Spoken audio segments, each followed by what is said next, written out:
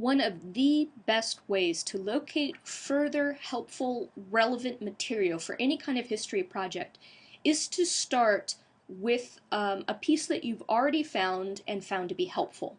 If you then look at the footnotes or endnotes or the bibliography, you may find further materials that will be just as helpful as the initial one that you are starting with. So let's say you're doing some kind of project where you found this journal article to be helpful, Sovereignty and Socialism in Tanzania by Paul Bjork. You'll notice here that this is from 2010, so it's fairly recent. That will mean that its footnotes are quite up to date, that this person should have reviewed all the previous literature going back decades in some cases, up until very recently before the publication date that you see here. So let's say as you're reading along, you get to footnote 13. Paul Bjork has just made a point that seems important for your research project, and so you want to see the material he drew on in order to make that point, and that brings you here.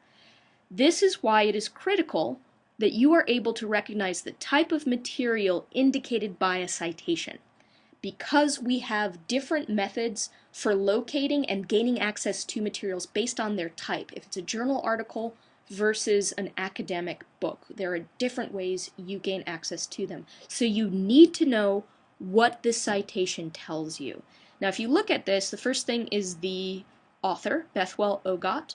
The next thing is the title of the piece. And it, you notice, is in quotation marks. That means it's a shorter work. It's either a journal article or it's an essay that's been published in an edited book of essays. So we know it's not an edited book of essays because there is no editor listed and there is no publisher or publisher location listed. All we have is African Studies Review. Now it's italicized. That either stands for a book title or a journal title, the title of the journal itself, African Studies Review. And in fact, that's what this is. This is a journal title. This is the volume number 52, the year it's published, and the page numbers of the piece. So how do you locate this? You want this, you know it's a journal title, you know it's a journal article, but you're not quite sure how to find it. So let's go to Murphy Library. You actually need the title of that journal. And let's go down to journals. African Studies Review. And you see now I've already looked for it, so it's automatically there. This will tell you what kind of access we have to this particular journal. Click on African Studies Review, and you'll see it's available only from '08 using EBSCOhost, but it's available from 1970 until 2009. In JSTOR. So let's remind ourselves of the year 2009. So we could actually use either one of these, and you can just click on them and they will take you immediately to the African Studies Review itself. Then you need 2009 because that's the year, volume 52, and then you'll need the page numbers. This one didn't include the other number 1, 2, or 3, so let's just try number 1 to start out with. It was pages 1 through 22. And in fact, here it is, 1 through 22, Bethwell Ogot. You would click on Article PDF and you will have it full text right in your hands. Let's say, though, that you only took this information. African Studies Review is available through JSTOR. That's all you knew, or you know that it's available through JSTOR. There's another way you can find this information, and I want to demonstrate JSTOR itself, including on how to find JSTOR. So let's just go back to Murphy Library again. JSTOR is a database through which you can find articles. So if you go to databases and you go to title, so you can look up JSTOR, you then go to J. If you wanted to find EBSCOhost, you would go to E. And that's how you can find JSTOR whenever you want. So if you want to do a general search using JSTOR, which would be good for history, this is the way you get to JSTOR. You would then put in the information, so you know it's Ogot, and you know the title of the piece had to do with history and historiography, I think. History and historiography of epidemic domination, etc., etc. History and historiography will be enough just for general information. Here we go. Now, these are important both in terms of locating a material effectively and in doing any kind of search. So if you're starting from scratch, you don't just know the name and title here, you would want to indicate the kind of information you want. So if you want a journal article, you definitely need to hit articles. If you're looking for a book review, you would hit book reviews. If you want to search for both at the same time, search for both. In general, if you're doing a general search for history, limiting it to history is a good idea. If you know it's coming from a specific area, though, such as African studies, it's a good idea to hit that particular one too. So you want to narrow it by discipline. We hit search, let's see what we come up with. There it is right there. So that's how you can locate a specific article in that way. And if you go back, there are area studies for Asian studies, European studies, American studies, Latin American studies, etc. It's all in there. So that's how you would find a journal article based on a citation. Now, what about a book title based on citation? Let's say you want to find, we could choose any of these really. Let's say you wanted to find this piece by Peter Doumbouya.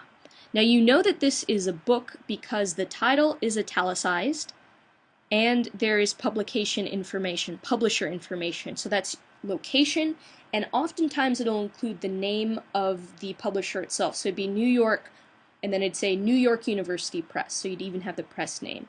For whatever reason, this one's not including that, but the important information is the author and the title of the piece, Tanganyika under International Mandate. So let's start again at the Murphy Library home. We're going to go to Library Catalogs, and I think Universal Borrowing is a great place to start. Whenever you have some pretty specific information, usually the basic search is good enough. So let's put in the title, Tanganyika under International Mandate. And I put that in earlier, so there it is right there. And you can even change it to title if you want. So we'll do a search and see what comes up. Tell it to show us. Here we go. It's available at Madison or at UW-Milwaukee. It's not here. If it were, it would give you the call number, and it would even tell you what floor to go on in Murphy to find it. And you can simply follow the signs and locate the book itself. In this case, you would click on Make a Request. Now, if in searching for any of these materials, whether they are a book or a journal article, or anything else, if it doesn't immediately seem like we have direct access to it, you can make a request via interlibrary loan, which is available. Should have looked at this earlier. But there is a place for interlibrary loan. Oh yes, and it is my account. So you would click on that and go to interlibrary loan. And then you would include all the information you've gotten from the footnote, the title, the name of the journal, article title, the journal itself, if it's that, the pages, or all the publication information if it is a book. It'll take a little bit longer, but the piece would still make it to you. And now I'm going to take you to footnote 65 to demonstrate, or just to point out, a footnote citation that might be confusing, but it's essential in order to be able to find it, to recognize what it is. Here it is, footnote 65.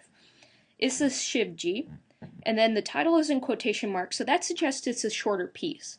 Oftentimes it is a journal article, but if you notice here, it then says in Gowden's Mpangala editor. That means it's in an edited collection. So it's been published as a book. There are many other essays within this book. This particular one is Shivji's own. But the editor of the book is Mpangala, and the thing in italics here is the title of the book. Commemorations of Mwalimu Julius Nyerere's 79th and 80th birth dates. Dar es Salaam is where it was published, etc. What's important to recognize here is that in order to gain access to this material, you can simply request this book, and it'll obviously be in that book. So you may very well want to go to Universal Borrowing or to WorldCat to see which libraries hold this particular book. There is also a way to request just a chapter in a published book through interlibrary loan, and you will see that a book chapter is is an option, and you would put in all of the information, Issa Shivji as the author of the piece you want, etc. They often will ask you for the page numbers. In this case, you just know that page 90 is a part of it, but it'll be more pages before and after. This is why it's essential to recognize what is meant by using italics, using quotation marks, etc. in these footnotes and endnotes. All of this material, though, is available to you in one way or another, so certainly draw on all the resources you have to do your student scholarship.